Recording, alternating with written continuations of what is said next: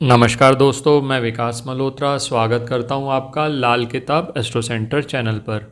दोस्तों, आप सभी को मालूम है, हमने पहले भी वीडियोस बहुत शेयर किए हैं कि सर्वपितृ अमावस्या इस वर्ष 14 अक्टूबर को मनाई जाएगी। सर्वपितृ अमावस्या को पितृ विसर्जनी अमावस्या भी कहते हैं, मोक्ष अमावस्या भी कहते हैं। जिस प्रकार शाम के समय सभी लोग अपना कार्य करके अपने निवास स्थान को लौटते हैं, उसी प्रकार पितृपक्ष की समाप्ति पर पितृगण पितृलोक की ओर प्रस्थान करते हैं। धर्मशास्त्रों के अनुसार पितृपक्ष लगने पर पितृगण अपने वंशजों के यहाँ धरती पर अवतरित होते हैं और अश्विन मास कृष्ण पक्ष की अमावस्या की शाम समस्त पितृगणों की वापसी उनके गंतव्य की ओर होने लगती है। ऐसा माना जाता है कि पितृगण सूर्य और चंद्रमा की रश्मियों के सहारे वापस जाते हैं। ऐसे में वंशजों द्वारा प्रज्वलित दीपों से पितरों को वापसी का मार्ग दिखाई देता है और वो आशीर्वाद के रूप में सुख शांति प्रदान करते हैं।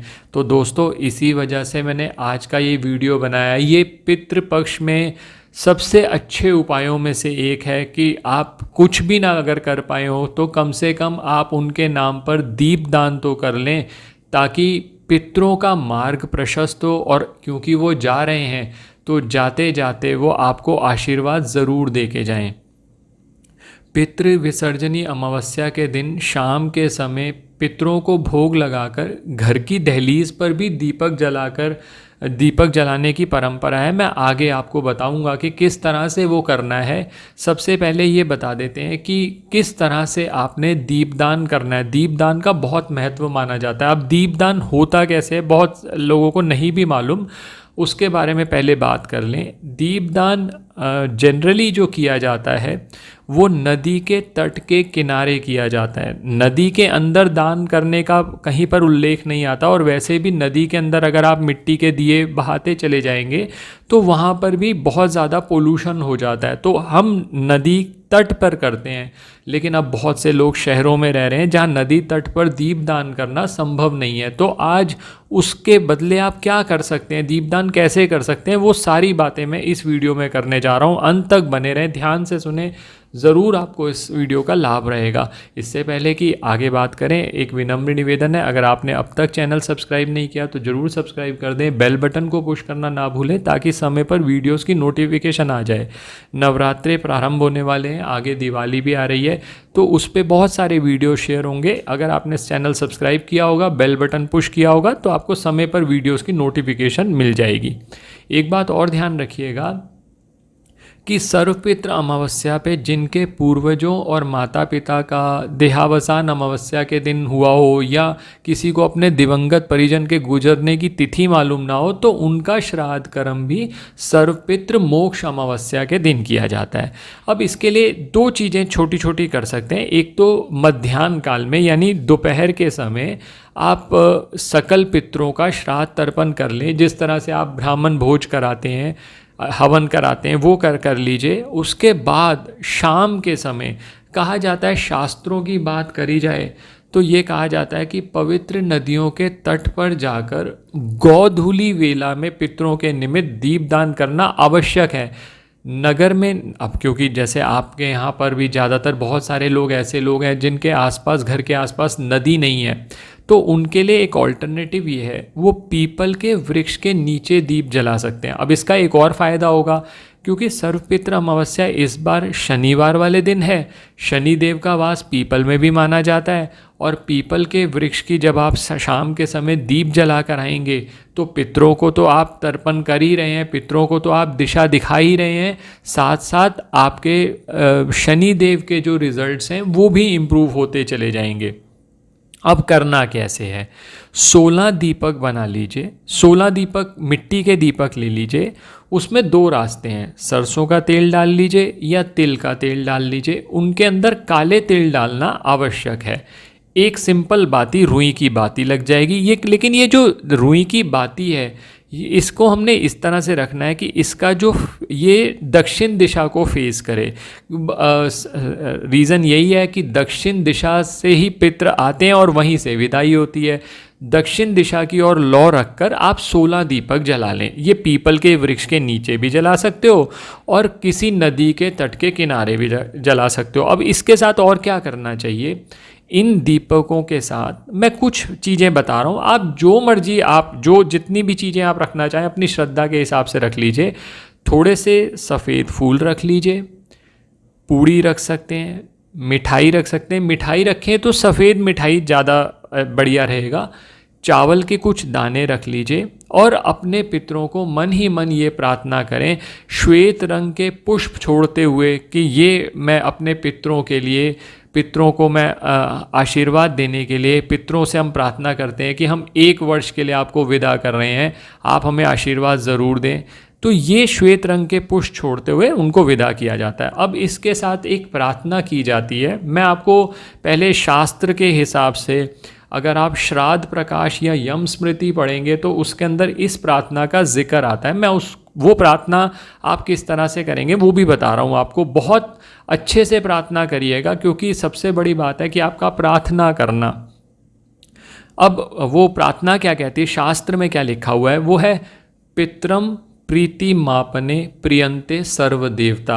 अर्थात पितरों के प्रसन्न रहने से ही सारे देवता प्रसन्न होते हैं, तभी मनुष्य के सारे जप तप पूजा पाठ अनुष्ठान मंत्र साधना सफल होते हैं, नहीं तो लाभ नहीं मिलता। कई बार लाल किताब में भी आप बहुत सारे उपाय करते रहते हो, लेकिन आप कहते हो कि उपाय का फल नहीं मिल रहा। वो इसी वजह से कि अगर पितृ ऋण आपकी पत्रिका में है तो जब तक उनके उपाय नहीं होंगे तब तक बाकी उपाय जो मर्जी करते जाइए, उनका लाभ नहीं रहता। तो शास्त्र कहता है कि आप पहले पितरों को प्रसन्न करें। अब कैसे करें, उसके लिए एक छोटी सी प्रार्थना क्या है, आयु प्रजाम धनम विद्यानाम स्वर्गम मोक्षम सुखानि च प्रचंति तथा राज्यम पितरः शाद तर्पितः। अब ये इसका अर्थ पहले समझ लीजिए, और आपको हिंदी में ही बोलना है। कोई ऐसी ज़रूरत नहीं है कि आपको कोई बहुत ये पूरा याद करने की ज़रूरत पड़ेगी। इसका अर्थ ये है, श्राद्ध से तर्पित हुए पितर आप हमें आयु, संतान, धन, विद्या, स्वर्ग, मोक्ष, सुख तथा राज्य प्रदान करें। स्पष्ट है कि पितरों को, जब पितरों से आप ये प्रार्थना करते हैं, पितर अगर आपको आशीर्वाद दे दें तो उनकी कृपा से सब प्रकार की समृद्धि और सौभाग्य की प्राप्ति होती है। तो ये छोटी सी प्रार्थना करते हुए आप उनको विदा करें। और एक छोटी सी चीज़ आप इसके साथ अगर आप बोल सकें तो वो भी बहुत ज़रूरी है। आप बोलेंगे, हे पितृदेव, जाने अनजाने में मुझसे जो भी भूल चूक हुई हो उसे क्षमा करें और हमें आशीर्वाद दें कि हम अपने जीवन को सुख शांति पूर्वक निर्वाह कर सकें। ये प्रार्थना आप या तो पीपल पे जब आप दिए छोड़ रहे हैं, पीपल पे दिए जला रहे हैं तब करेंगे, या फिर अगर आप ये कार्य नदी तट के किनारे कर रहे हैं तो नदी तट के किनारे कर लीजिए। अब एक बार आपने ये क्रिया कर ली, अब दूसरा छोटा सा काम आपको ये करना है। वहाँ 16 दीपक आपने जला लिए, अब पीपल पर तो लगा दिया आपने, अब अपने घर में भी लगाने आपने 5 दीपक बनाइए। अब इसमें भी 2 ऑप्शन है आपके पास, मिट्टी के दीपक लेने, सरसों का तेल या आप तिल का तेल ले सकते हैं, लेकिन काले तिल डालना आवश्यक है। अब ये अपने घर में ही 5 जगह पर लगाना है। वो 5 जगह कौन कौन सी हैं? पहला दीपक लगाइए मंदिर में। अगर आपने घर में शिवलिंग रखा हुआ है, खासकर नर्मदेश्वर शिवलिंग, तो आप वैसे भी बहुत भाग्यशाली हैं। तो नर्मदेश्वर शिवलिंग के सामने ये दीपक जलाइए, क्योंकि भगवान शिव कालों के काल हैं, महाकाल हैं, तो उनके सामने सबसे पहले प्रार्थना करिए। तो पहला दीपक मंदिर में जला दीजिए, दूसरा दीपक ईशान कोण में जला दीजिए, तीसरा दीपक दक्षिण दिशा में जला दीजिए, चौथा दीपक मुख्य द्वार पर जला दीजिए, और 5वां दीपक रसोई में। और ख़ासकर अगर रसोई में आपने मटका रखा हुआ है, जिसे परिंदा भी कहते हैं, वहाँ पर लगा दीजिए। ये पितरों के निमित्त रखा जाता है। और मंत्र क्या बोलना है? पूरे पितृपक्ष में आपके साथ एक ही मंत्र पे बात करता आया हूँ, पितृ गायत्री मंत्र। मैंने 3 ऑप्शन दिए हैं, तीनों में से जो मंत्र आपको प्रिय हो, जिसका आप जाप करते रहे हैं, आप उसका कर लीजिए, ओम पितृगणाय विद्महे जगद्धारिणी धीमहि तन्नो पितरो प्रचोदयात्। और क्योंकि उस दिन शनि अमावस्या है, मंदिर जाने का सौभाग्य मिले आपको तो शनि देव के सामने दीपक जला सकते हैं, तेलाभिषेक कर सकते हैं। और एक छोटा सा मंत्र है, ओम शम शनिश्चराय नमः।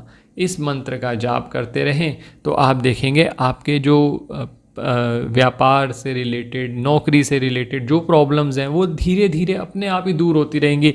पितृपक्ष में अगर पितरों का आशीर्वाद मिल गया तो फिर देखिए ना, नवरात्रे शुरू हो रहे हैं तो जो भी आप कार्य आप करेंगे उसमें आपको सफलता ज़रूर मिलेगी। आशा करता हूँ दोस्तों वीडियो पसंद आया होगा। अगर पसंद आया है तो लाइक करें, बाकी लोगों के साथ भी शेयर करें। चैनल पे नए हैं, अब तक सब्सक्राइब नहीं किया, सब्सक्राइब कर दें। ज्योतिषीय परामर्श के लिए हमारी वेबसाइट पर विजिट करके अपॉइंटमेंट बुक कर सकते हैं, जिनका लिंक डिस्क्रिप्शन में दिया हुआ है। धन्यवाद दोस्तों।